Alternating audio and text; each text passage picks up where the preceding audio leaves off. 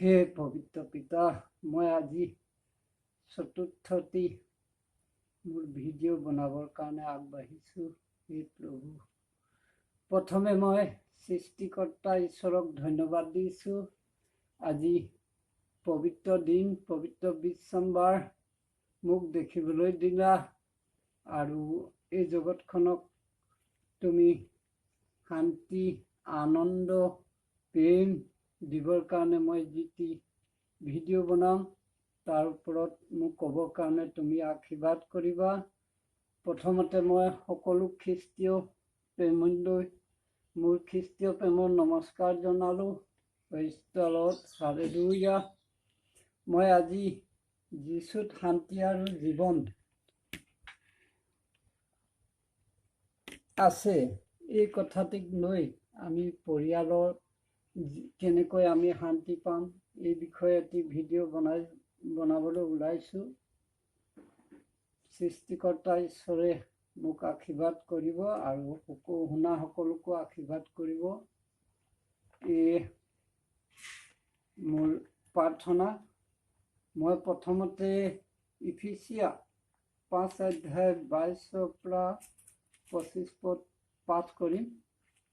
মোৰ প্ৰিয়সকল সকলোৱে শুনিব। ইফিচিয়া 5 অধ্যায় 22 পৰা 25 পদ।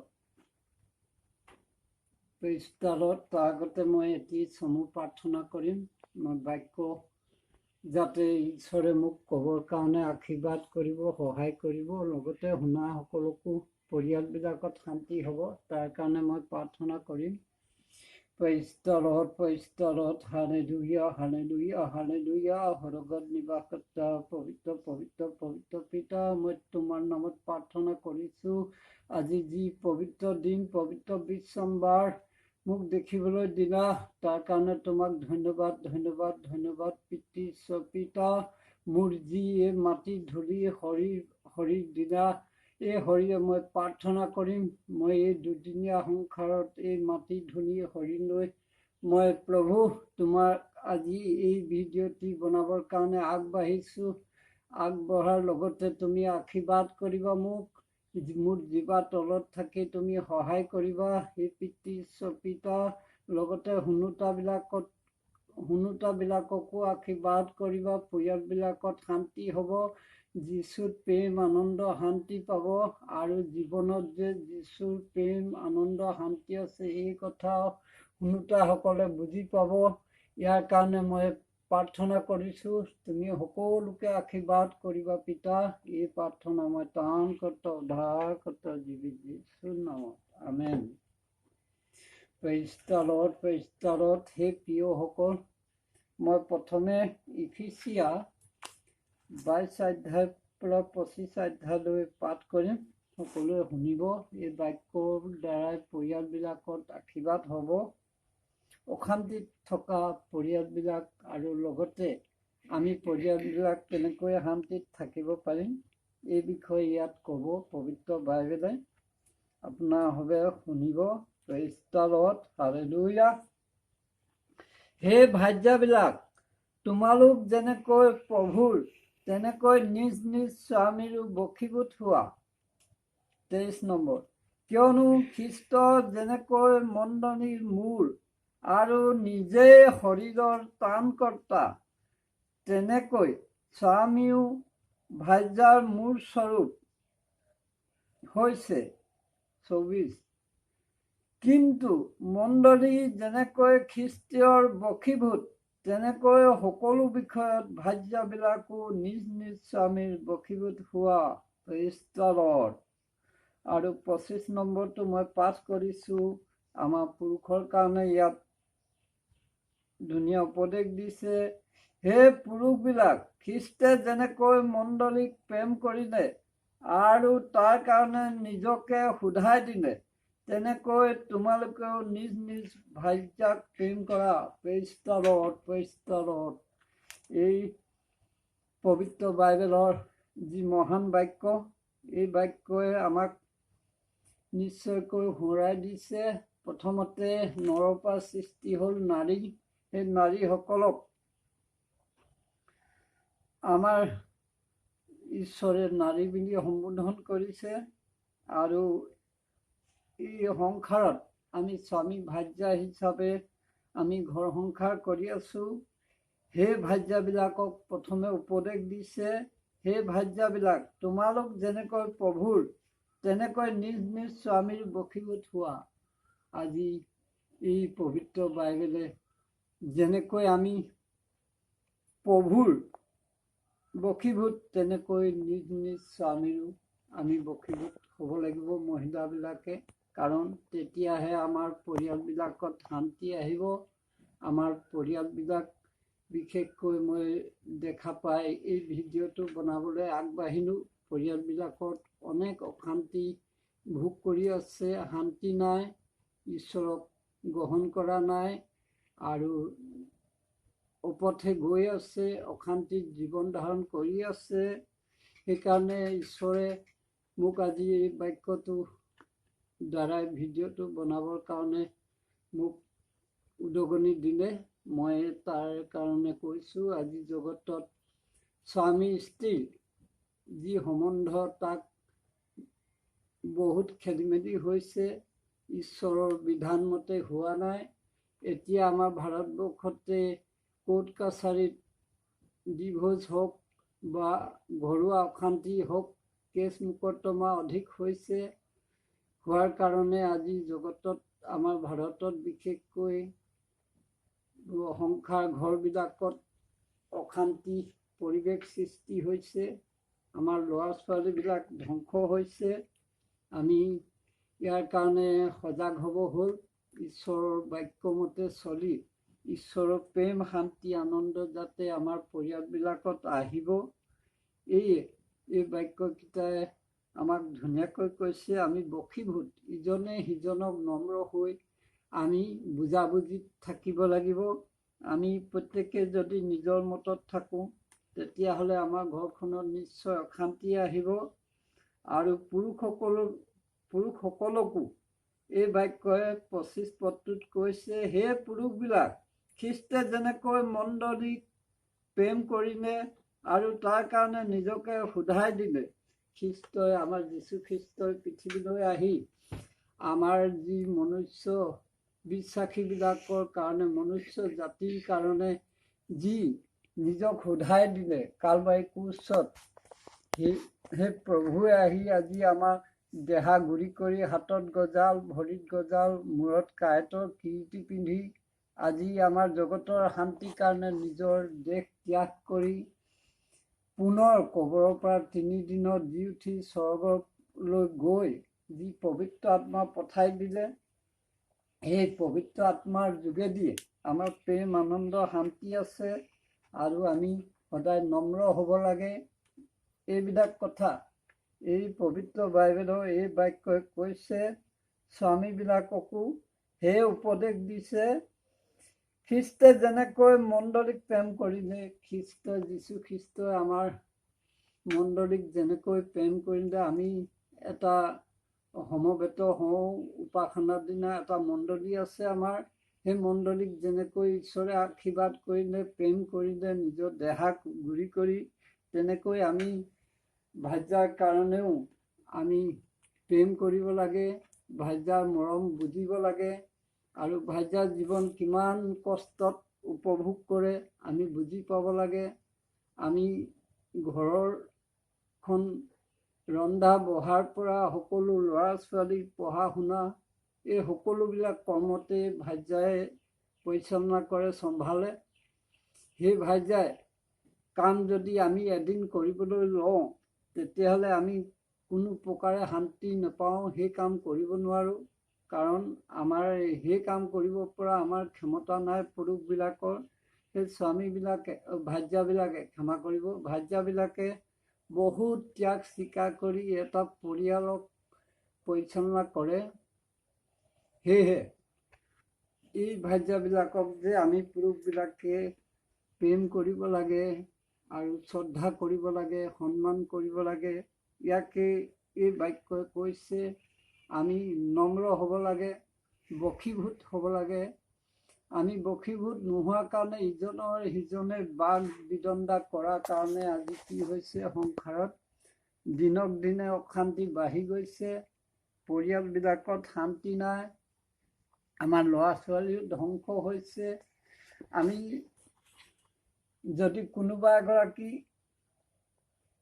ভাৰ্যাৰ পুত্ৰই মাকক যদি টকা পইচা খোজে, অ' মা মোক টকা 100 দিয়া, তেতিয়া যদি মাকে কয় নিজৰ পুতেকক, মোৰ আজি পইচা নাই বোপাই, মই তোক আজি দিব নোৱাৰোঁ, বেলেগ এদিন দিম, এনেকৈ যদি কয়, পিছত যদি সেই স্বামীও সেই সন্তানে গৈ স্বামীক যদি দেউতাকক খোজে, অ' দেউতা মোক আজি সেই টকা 100 দিয়া, তেতিয়া দেউতাকে যদি সেই সন্তানক 100ৰ উপৰিও আৰু 50 টকা বেছিকৈ 150 টকা দি দিয়ে, তেতিয়াহ'লে কি হ'ব, সেই সন্তানে বুজি পাব সেই পৰিয়ালটো যে মাক দেউতাকৰ মিল নাই। মাকে ক'লে মোৰ 100 টকা নাই আৰু দেউতাকে দিলে 150 টকা, ইয়াৰ পৰা সন্তানে বুজি পাব যে এই মা দেউতা মাতকৈ দেউতা ভাল, কাৰণ দেউতাই মোক পইচা দিলে।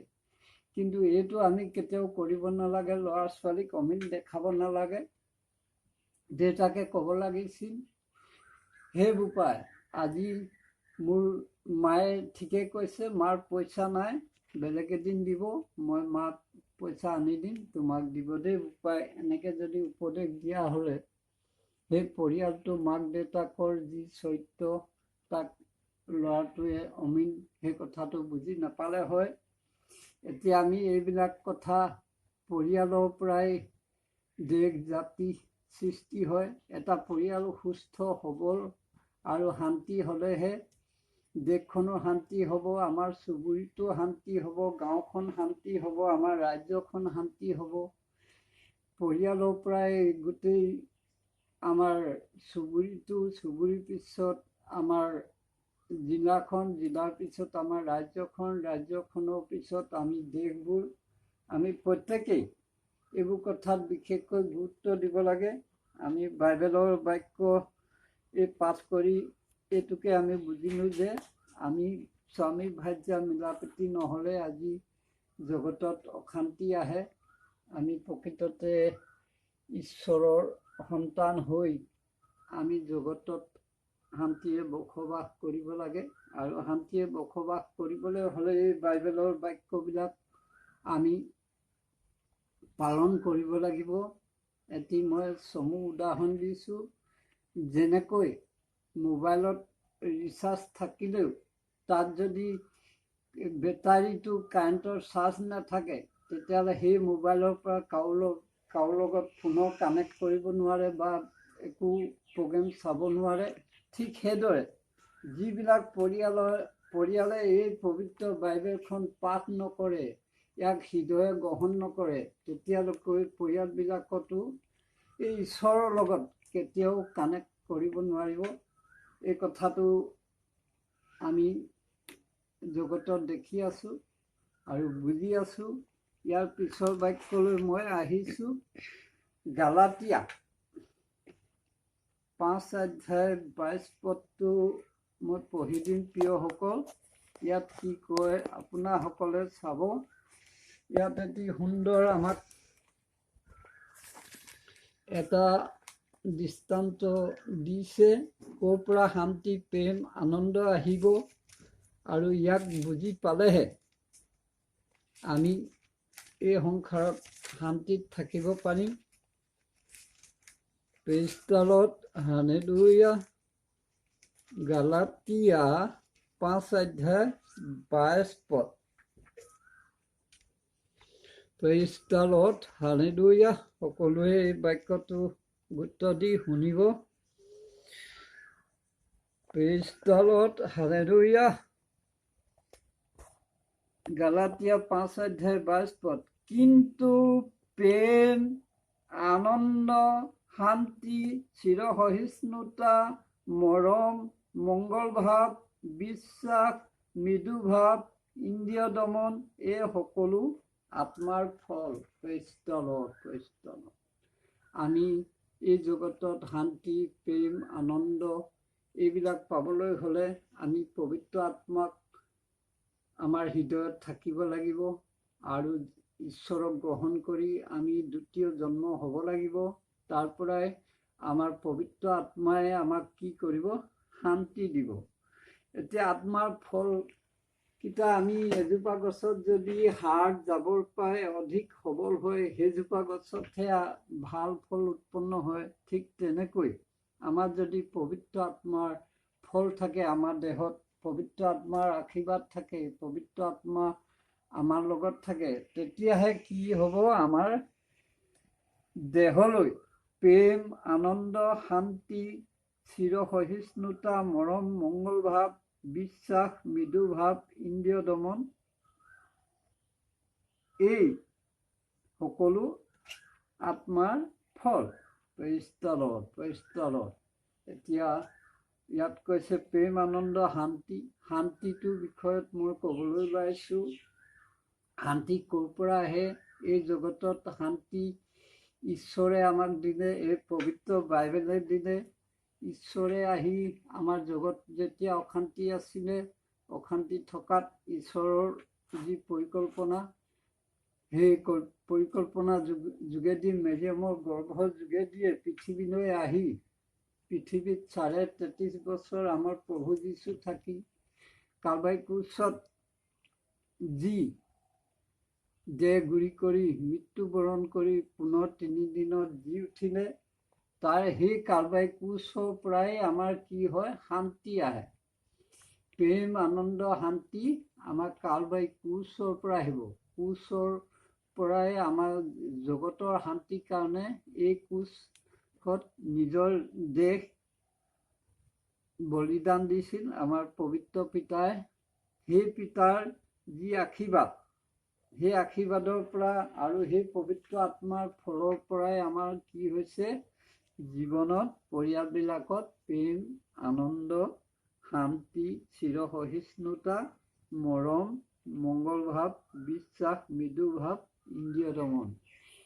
মেইন কথাটো হৈছে আমাৰ 10 ইন্দ্ৰিয় আছে, মনে সৈতে একাদশ ইন্দ্ৰিয়। এই ইন্দ্ৰিয়বিলাক দমন কৰিবলৈ হ'লে ঈশ্বৰৰ যি পবিত্ৰ আত্মাৰ বাহিৰে কোনেও ইন্দ্ৰিয়বিলাকক বশ কৰিব নোৱাৰে। ইন্দ্ৰিয় সদায় জগতৰ মোহত, অভিলাষত থাকে। সেই ইন্দ্ৰিয়বিলাক বশ কৰিবলৈ হ'লে আমি কি কৰিব লাগিব? এই জগতত আমি ঈশ্বৰৰ যোগেদিয়ে, পবিত্ৰ আত্মাৰ যোগেদিয়ে প্ৰেম, আনন্দ, শান্তি আৰু ইন্দ্ৰিয় দমন এইবিলাক আমি কৰিব পাৰিম। Praise the Lord, hallelujah. এই মহান বাক্যৰ পৰা বুজিলোঁ আমি কালবাৰী ক্ৰুচৰ, পবিত্ৰ ক্ৰুচৰ পৰাই আমাৰ প্ৰেম, আনন্দ, শান্তি আহে। এইবিলাকে আত্মাৰ ফল। আমাৰ পৰিয়ালবিলাক যাতে শান্তি হওক আৰু আমাৰ দেশখনৰ শান্তি হওক, সকলোৱে ঈশ্বৰক জানক। এই আজি মই পবিত্ৰ বিশ্বম্বাৰত এই বাক্য মই পাঠ কৰিলোঁ। সকলোৱে শুনিলে, ইয়াৰ পৰাই সকলোৱে আশীৰ্বাদ পাব। দ্বিতীয়টো বাক্য মই পঢ়িবলৈ ওলাইছোঁ, ৰোমিয়া 2 অধ্যায় 13 পদ। Praise the lord. এই বাক্যই কৈছে কি? বিধান শুনোতাবিলাক ধন্য নহয় আৰু বিধান পালন কৰোতাবিলাকহে ধন্য। এই মই পাঠ কৰিম। ৰোমিয়া 2 অধ্যায় 13 পদ। এতিয়া আমি বিধাননো কি আৰু এই বাইবেলৰ পবিত্ৰ বাইবেল শাস্ত্ৰখনকে আমাক ঈশ্বৰৰ ভাৱবাদীৰ দ্বাৰা লিখাই ঈশ্বৰে আমাক বিধান হিচাপে দিছে আমাৰ জীৱনত চলিবৰ কাৰণে। এই বিধান মই আজি পাঠ কৰিম। বিধানে কি কয় আপোনালোকে শুনিব আৰু এই বিধান পালন কৰিবৰ কাৰণে সকলোৱে চেষ্টা কৰিব। মই বাক্যটি পাঠ কৰি দিম, সকলোৱে ইয়াৰ সাৰমৰ্মটো শুনিব। কিয়নো ঈশ্বৰৰ আগত বিধান শুনোতাবিলাক নহয়, কিন্তু বিধান পালন কৰাবিলাকহে ধাৰ্মিক বুলি গণিত হ'ব। Praise the Lord, praise the lord. মই এই বাক্য পাঠ কৰিলোঁ। এই বাক্য শুনাবিলাকে ইয়াৰ পৰা আশীৰ্বাদ নাপাব, কিন্তু যিবিলাকে শুনি ইয়াক বিধানৰ নিয়মবিলাক পালন কৰিব সেইবিলাকহে আশীৰ্বাদ পাব। কাৰণ আমি এতিয়া জগতত বৰ্তমান দেখিবলৈ পাইছোঁ আমাৰ বহুত বিশ্বাসীবিলাকে বিধান শুনিবলৈ টান পায়, কাৰণ বা বিধান পঢ়িবলৈ বাইবেল পঢ়িবলৈ সময় নাই। কাৰণ আমাৰ বাইবেলখন পঢ়িলে ইয়াৰ পৰা একো জগতৰ উন্নতি নহয়, বা জগতত একো জগতৰ ফালে যাব নোৱাৰে, জগতৰ লগত আমি থাকিব নোৱাৰোঁ। আমি ঈশ্বৰৰ লগত থাকিবলৈ হ'লে আমি বিধান পঢ়িবই লাগিব। বাইবেল, এই বাইবেল পঢ়াটো শয়তানে আমাক সকলো সময়তে বাধা কৰে। এই বাইবেল জানিলে মানুহবিলাক শান্তি, প্ৰেম, আনন্দ হ'ব। শয়তানৰ ইয়াত প্ৰভাৱ নাথাকিব জগতত। সেয়েহে এই বাইবেলৰ বিধানবিলাক যাতে শয়তানে পঢ়িব নোৱাৰে, তাৰ কাৰণে সাংসাৰিক মায়া মোহ আৰু জগতৰ যি অভিলাষ, তাৰ কাৰণে শয়তানে টানি নিয়ে। আমি এটা সৰু উদাহৰণ দিবলৈ ওলাইছোঁ। আজি বাইবেলখন পঢ়িলে ইয়াৰ পৰা আমি যদি ঈশ্বৰৰ ওচৰত যাওঁ, ঈশ্বৰে কি দিয়ে কি নিদিয়ে সেইটো পিছৰ কথা। এই বাইবেল পঢ়ি সময় নাই আমাৰ, এনেকৈ কয়। কিন্তু যদি আমি এটা ড্ৰামত বা এটা লোহাৰ বাকচত 1,00,000 টকা ভৰাই থওঁ, সেই 1,00,000 টকা নিজৰ জগতৰ অভিলাষৰ কাৰণে, তাক ল'বৰ কাৰণে, সেই ট্ৰাংকটো ভাঙিবলৈ যদি এমাহ লাগে, সাঁতুৰি বটালি মাৰি চেনি মাৰি তাক টঙনিয়াই থাকিব, এমাহ সময় লাগিলেও তাক এৰি নিদিব। কিন্তু এই বাইবেল যদি আধা ঘণ্টা পঢ়িবলৈ কয়, তাৰ এলাহ লাগিব, হামি আহিব, টোপনি আহিব। বা আমি যদি কোনো মোবাইলত অশ্লীল ভিডিঅ' চাওঁ, কিবা চাওঁ, তেতিয়াহ'লে আমি দিনটো বা নিশাটো আধালৈকে চালেও আমাৰ কি হয়, আমনি নালাগিব। কিন্তু বাইবেল আমি যদি এই বিধানখন পঢ়ি মোৰ জীৱন ঈশ্বৰৰ লগত গতাই দিওঁ, আমি দুদিনীয়া দেহা, ধূলি মাটিৰ দেহা, এই জগতলৈ আহিছোঁ। এই জগতত দুদিন থাকি আমি অনন্ত জীৱন, অনন্ত শান্তি আমাৰ যে আছে স্বৰ্গত, এই কথা পাহৰি থাকে। আমি এই বাইবেলৰ বিধান মানি যদি চলোঁ, তেতিয়া আমাক ঈশ্বৰে কি কৰিব? স্বৰ্গত এটা সোণৰ ঘৰৰ এটা ৰুম আমাৰ কাৰণে বুকিং কৰি ৰাখিব, প্ৰত্যেকৰ কাৰণে।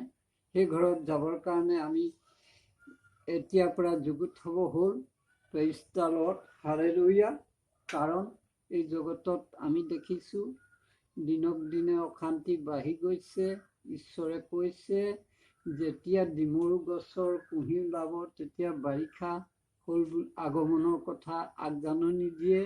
আৰু যেতিয়া আমাৰ জগতত অশান্তি আহিব, মহামাৰী আহিব, দেশৰ বিৰুদ্ধে দেশ উঠিব, জাতিৰ বিৰুদ্ধে জাতি উঠিব, ধৰ্মৰ বিৰুদ্ধে ধৰ্ম উঠিব, আকাল হ'ব, এইবিলাক প্ৰেম চেঁচা হ'ব, এইবিলাক চিন দেখুৱালে আমি বুজিব লাগিব যে ঈশ্বৰৰ আগমনৰ, গুপ্ত আগমনৰ সময় হ'ল।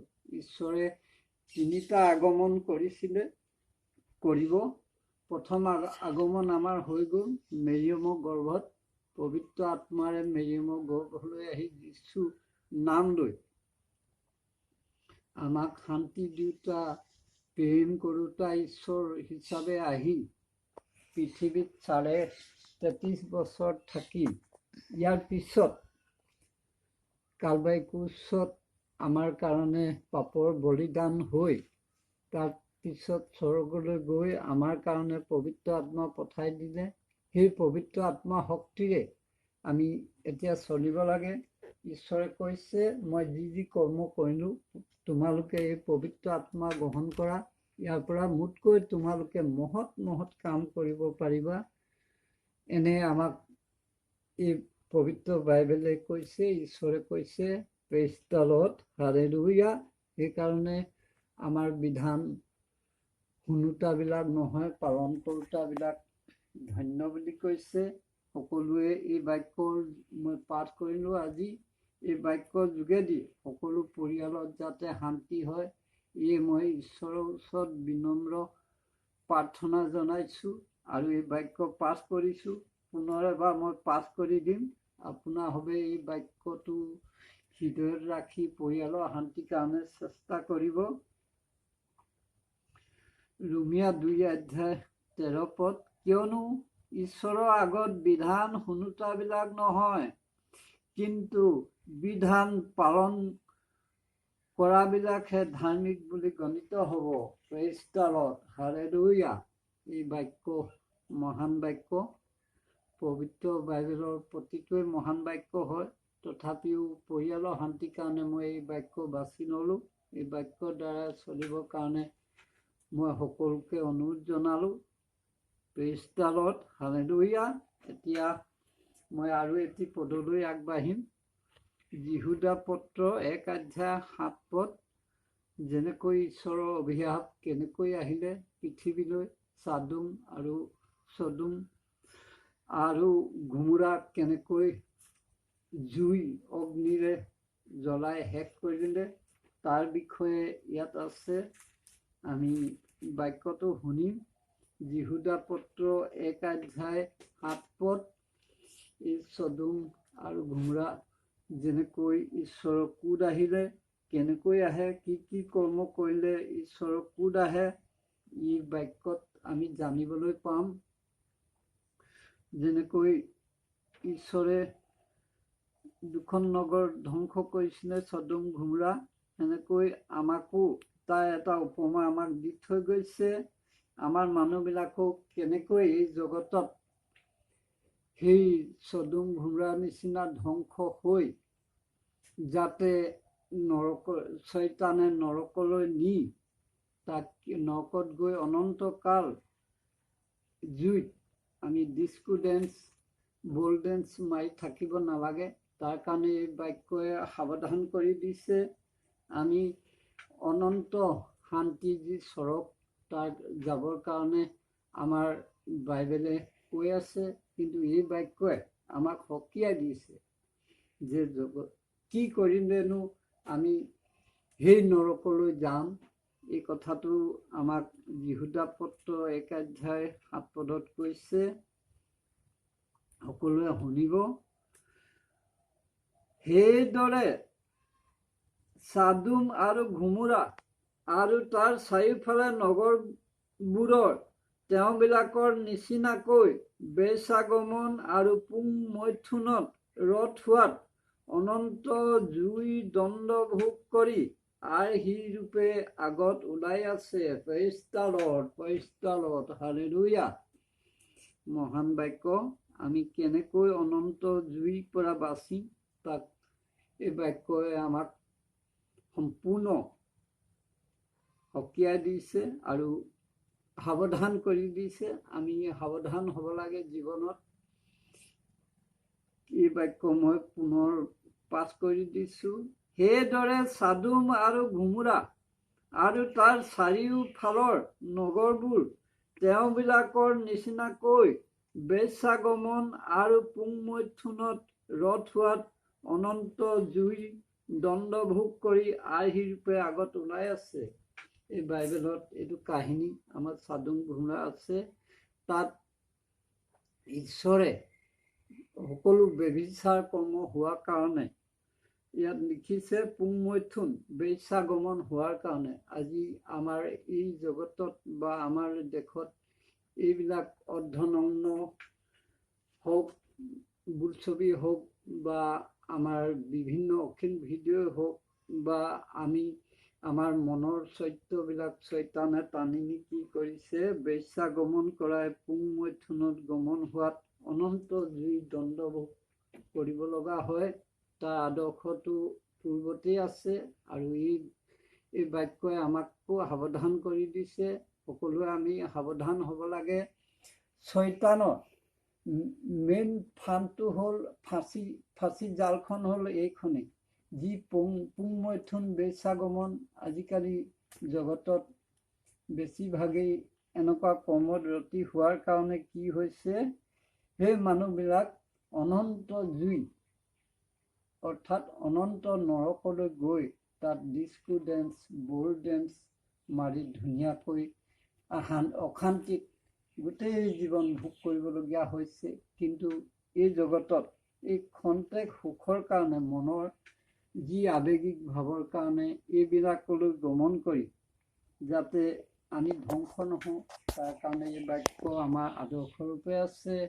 আমি দেখা পাওঁ, আমাৰ বহুতো বিশ্বাসীকো দেখা পাওঁ, ঘৰত ভাৰ্যা থাকে, তথাপিও আকৌ গাৰ্লফ্ৰেণ্ড সিহঁতৰ থাকে আৰু ভাৰ্যাৰ লগত অমিল থাকে, কোনো মাত বোল নহয় বা সাংসাৰিক যি মৰম, প্ৰেম, আনন্দ, শান্তি এইবিলাক নাথাকে।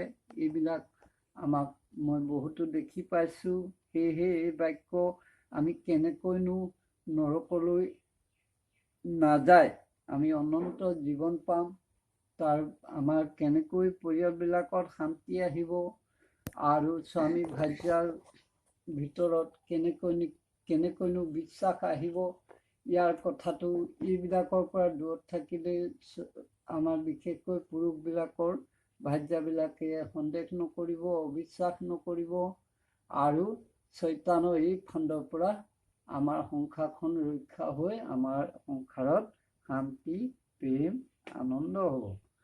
Praise the Lord, hallelujah. এতিয়া মই মথি 25 অধ্যায় 31 পৰা 34 পদ পঢ়িম। সকলোৱে শুনিব প্ৰিয়সকল। ইয়াত কৈছে যে ঈশ্বৰৰ আগমনৰ সময় হৈছে। সেই আগমনত ছাগলী আৰু মেৰৰ কথা কৈছে। সেই ছাগলী আৰু মেৰ এই কথাটো কিয় কৈছে, ঈশ্বৰে এই বাক্য কিয় লিখিছে, আপোনালোকে শুনিব, মই পাঠ কৰি দিম। মথি 25 অধ্যায় 31 পদৰ পৰা প্ৰেইজ দ্য লৰ্ড 34 পদ সকলোৱে শুনিব। এই বাক্যৰ দ্বাৰাই আমি কেনেকৈ আমাৰ এই আগমন, যীশুৰ যি গুপ্ত আগমন হ'ব, কেনেকৈ আমি ইয়াক আমাক কি কৰিব, এই বিষয়ে আমাৰ বাক্যটোত আছে।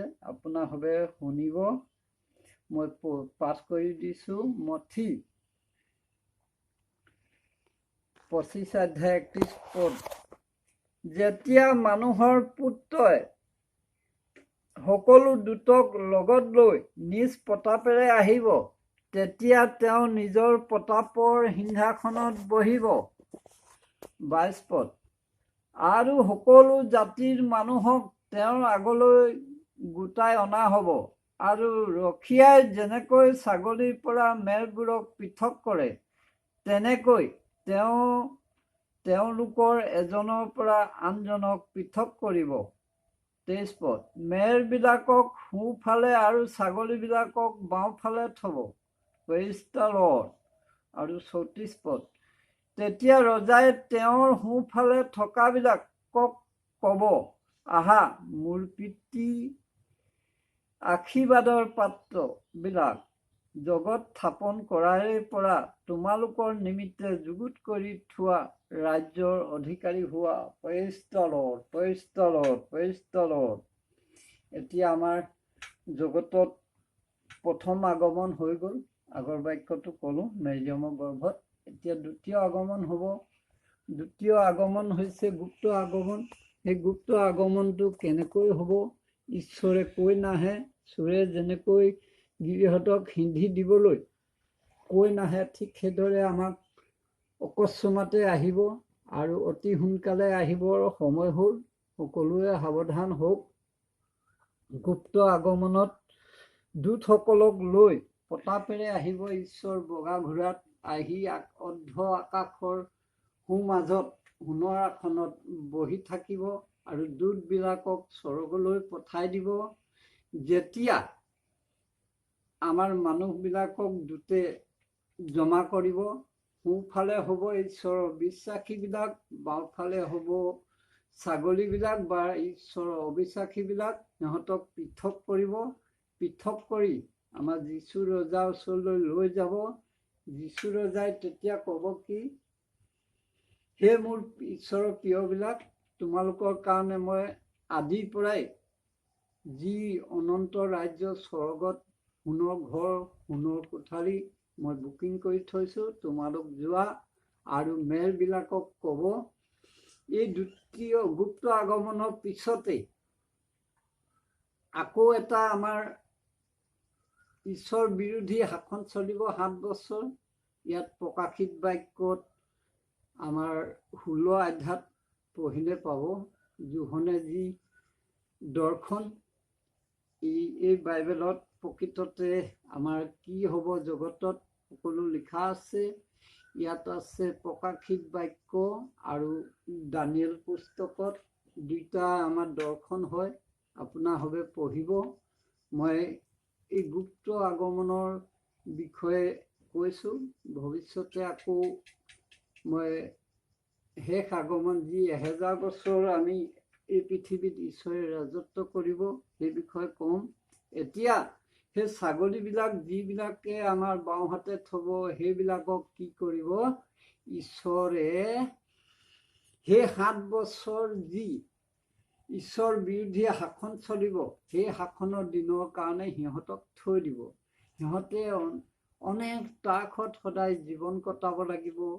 তাৰপিছত 7 বছৰ শেষ হ'লে সিহঁতক এই জগতখন শেষ কৰি ঈশ্বৰে কি কৰিব, তৃতীয় আগমন কৰিব। তৃতীয় আগমন কৰিলে আমি ফাৰাদ নৈ য'ত আছে জেৰুজালেম ওচৰত, তাৰ কাষত এখন ৰাজ্য পাতিব আৰু সেই ৰাজ্যত আমি ঈশ্বৰৰ লগত অৰ্থাৎ যীশুৰ লগত আমি নামি আহি তাত 1000 বছৰ আমি আকৌ থাকিবলৈ পাম। Praise the Lord, praise the Lord, hallelujah.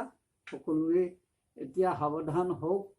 আমাক মানুহক সাৱধান কৰি দিছে বাইবেলে। এই বাইবেলৰ এটা আকাৰ ইকাৰে হওক বা এটা বাক্যই হওক, ইফাল সিফাল নহয়, সকলো কথা আমাৰ এই বাক্যই আমাক কৈ আছে। আৰু আমি এই নোহৰ দিনৰ পৰা এতিয়ালৈকে যিমান সময় পালোঁ, এই সময়খিনিতে আমি মন পালটন কৰি পাপ স্বীকাৰ কৰি ঈশ্বৰক যীশুক সোনকালে গ্ৰহণ কৰিব লাগে। কাৰণ এই শেষকাল আহিছে, আমাৰ মহা বিপৰ্যয় কাল আহিছে।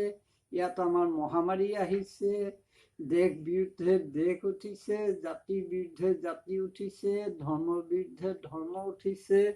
পৃথিৱীত শান্তি নাই, আমাৰ দেশত শান্তি নাই, সকলো ফালে অশান্তিয়ে দেখা দিছে। সেইকাৰণে এই বাক্যই আমাক সাৱধান কৰি দিয়ে।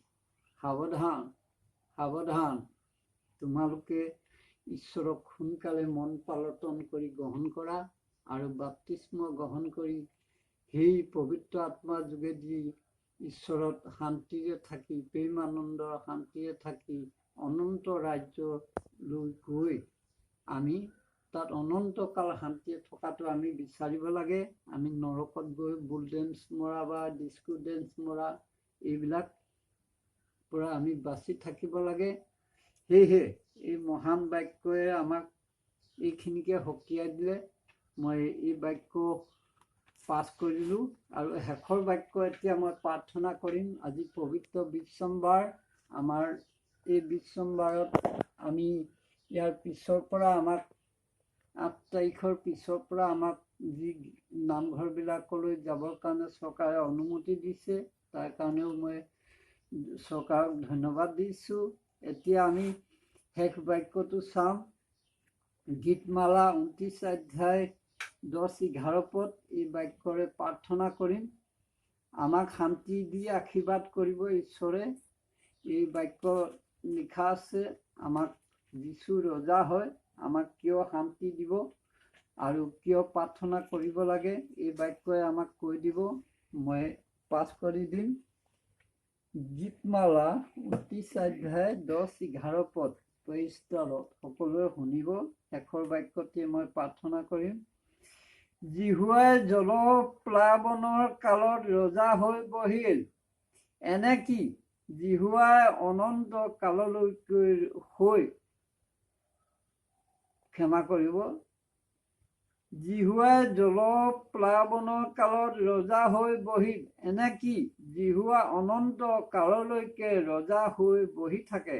Praise the Lord, praise the Lord. জিহুৱাই আমাৰ ৰজাৰো ৰজা। যেতিয়া জলপ্লাৱন হ'ল নোহৰ দিনত, তেতিয়াই জিহুৱাই ৰজা হৈ বহিলে আৰু আজিলৈকৈ ৰজা হৈ আছে। জিহুৱাই বিনা তৰোৱালে পৃথিৱী জয় কৰিলে আৰু আমাক প্ৰেম শান্তি আনন্দ দিলে। Praise the Lord, hallelujah. আৰু দ্বিতীয় বাক্যটো পঢ়িম, গীতমালা 29 অধ্যায় 11 পদ।